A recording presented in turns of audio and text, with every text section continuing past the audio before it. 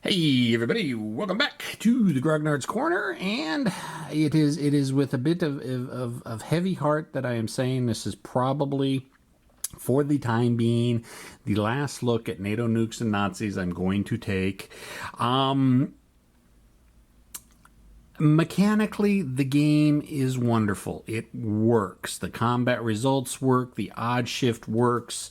You know, logistics, even though I think it's a little bit more than it needs to be, it works. It's got chrome. It's got unique units. It's got partisans. It's got, you know, paratroopers. It's got air mobile assaults. It's got everything you want in a Cold War gone hot situation. Except for the air aspect. And I'll be getting into that in a little bit. But I did want to go over what the situation was after German turn one, and I will give a caveat of saying that I am not a clever man, and I probably didn't do the best setup. But even changing my setup, I don't think that would overcome the deficiencies of the air game. So, anyways, what I went with originally was the Schlieffen Plan 3.0, which basically was pouring in through Brussels and Belgium and driving into France, and actually did a pretty damn good job. I had a partisan unit in Antwerp. They actually did a successful uprising and kicked all the Brits and the Belgians out of there, which allowed me to move a corps of armored in there. And, you know, if you kind of look, I mean, I've made huge strides in Belgium, cut off a bunch of British and Belgium units, and, you know, really, really great advance up there. Kind of over here along the border, I just kind of shored up, you know, shifted some units over. And, you know, even down here, the Panzer Corps went up against U.S. 5th Corps, was able to make some nice headway. And unfortunately down here, not really much happened here. I wasn't able to make any headways, and France was able to start shifting a bunch of units over. And even up in Britain, let's see if we can zoom in up there to kind of see what happened with our air invasion. I managed to get a whole passel of air troops, air mobile troops, air assault troops all over the place in the UK. So that was going to be a big headache for the NATO player eventually. However, the NATO first turn came around, and I started allocating the air resources. Now, what you can do, if we look way back over there, at the air holding boxes, and if you notice on the left-hand side, you've got tactical, you've got flying wings, Marine Airlift Command, you know, helicopters. And basically, that's pretty much the entire German Air Force right there. NATO decided it was going to go a full-on press on attacking German airfields, and basically by doing that, I placed one unit for each air unit that was in the German air holding boxes, which basically means I had to intercept those attacking units, and those units could do nothing else for the rest of the turn, basically because they're using their entire intercept to be able to hold off the bombing. Now the problem is, most of the NATO TAC fighters are superior to anything Nazis have. All right, not too bad, but, you know, we're kind of looking at kind of even odds there. So, you know, the Germans may lose a few units more than NATO. The problem comes into play is that all the other air units that NATO still has to commit. NATO has more units left to commit than the Nazis have in their holding boxes, period.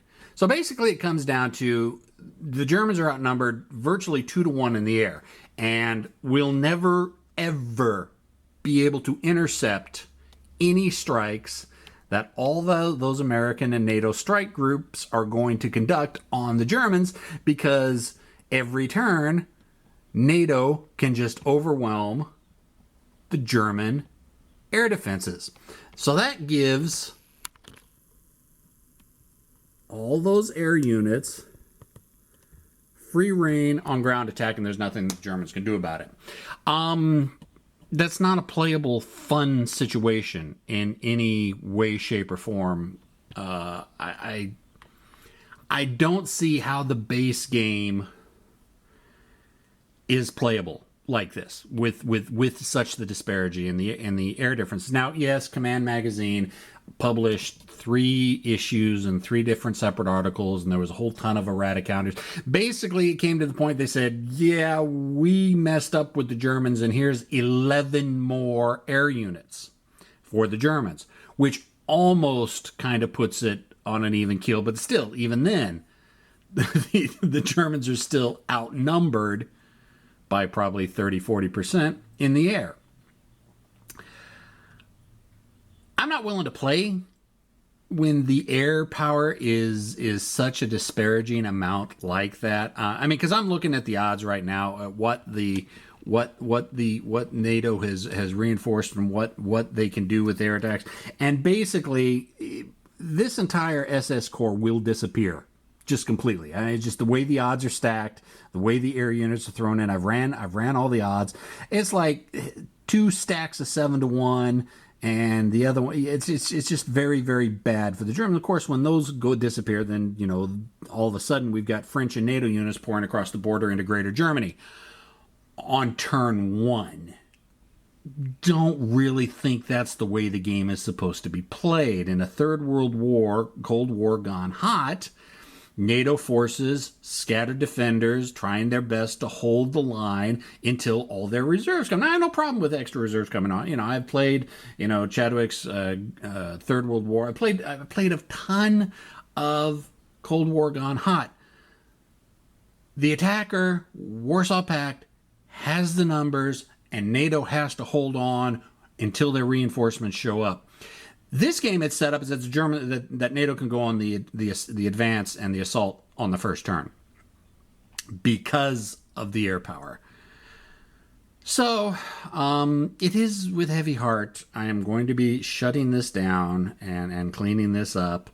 I will more than likely revisit it in the future if and when I can get my hands on those command magazines that have the extra erratic counters and the extra attack counters. Because right now, as it is, it's just it's pointless. I mean, it's just going to be, you know, I could probably be in Berlin. The NATO forces could probably be in Berlin, you know, in a month or 2. There just really is no chance for the Germans to win this, especially with my setup. Now, like I said, I give the caveat: I'm not a clever player. You know, all those units that I set up there could have probably helped down here, and that may have changed it a little bit, but that doesn't change the simple fact that the Germans are outnumbered 2 to 1 in the air, and during the NATO's turn, NATO has complete air superiority. Now, granted, during the German turn, the Germans can try to get some strikes in, but then again, we're looking at, you know, superior NATO fighters against German fighters, and it's just going to wear the Germans down. And probably, honestly, after about 3 or 4 turns, Luftwaffe will cease to exist, at least from the numbers I'm looking at and the numbers I'm running. So that's what it is. That's where we're at right now. So, like I said, mechanically, this is still a great game. I enjoy playing it. The last month of me setting up, reading the rules, figuring out how I was going to do, you know, exploring the hypotheticals, like, well, what would the German units have been using? You know, how would weapon systems had advanced? You know, I had a ton of fun doing that. Probably the most fun I've had with the game in a very long time. However, with the air power and the execution of it as it is, I'm not going to continue. Hopefully, at some point, I will be able to return and do a relook at this. Like I said, if I ever get the command magazines. So, yeah, that's that. Don't know what I'm going to do next. Got a bunch of games. I'll put something on the table. I'll figure something out. If y'all got any suggestions, questions, comments, y'all know how to get a hold of me. And hopefully, we'll be able to get another video out here relatively soon. All right, folks. I'll talk to you later. Bye.